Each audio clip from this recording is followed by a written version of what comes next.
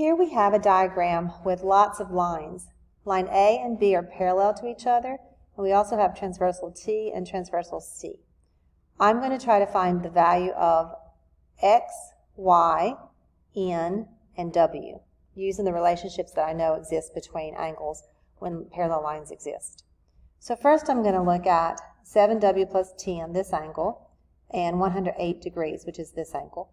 These two angles are consecutive interior angles, and they will be supplementary if these two lines are parallel, and they are. So I know that 7W plus 10 plus 108 equals 180. By definition, supplementary angles had to be 180. So this interior angle and this interior angle, consecutive interior angles, are supplementary. To solve this, I'm going to add 10 plus 108, which is 118. Subtract 118 from both sides. And that's just going to be 62. And then I'm going to divide by 7.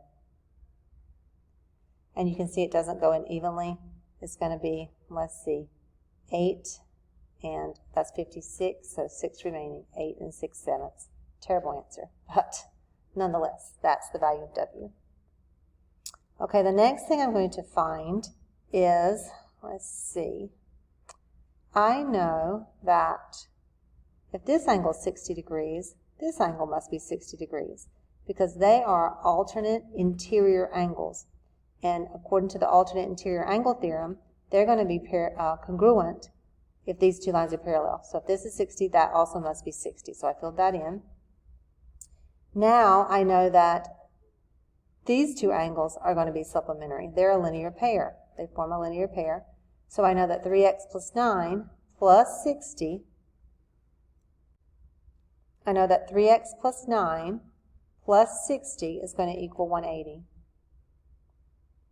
And solve that. So 3x plus 69 equals 180. 3x equals, and I'm just subtracting 69 from both sides, it's going to be 111. And divide by 3. So that's going to go in 37 times. So x is 37. To find this y value, I can again use this linear pair to say they're supplementary. Or I can use this consecutive interior angles again to say they're supplementary. It doesn't matter. I just know that they have to add to be 180. So 4y is going to equal 120. Divided by 4, and y is 30. So I have x, I have y, I have w. I still need to find n. These two angles are vertical angles. They're formed when two lines intersect like so. Always vertical angles are congruent according to the vertical angles theorem. So I then know that 108 has to equal 4n. And divide by 4. And you get, let's see, that's going to go in twice. 28, that's going to go 7. So 27. So n is 27. All right, so what are the different kinds of relationships that we've studied? We've studied consecutive interior angles. They're always going to be supplementary. We've studied alternate interior angles, which are going to be congruent to each other. We've also studied alternate exterior angles, which will be congruent to each other. And that would be like this angle and this one. Now, I didn't ask you to find the measure of this angle, but if I had, you could use its relationship here to help you find it. There are other relationships that would also exist clearly.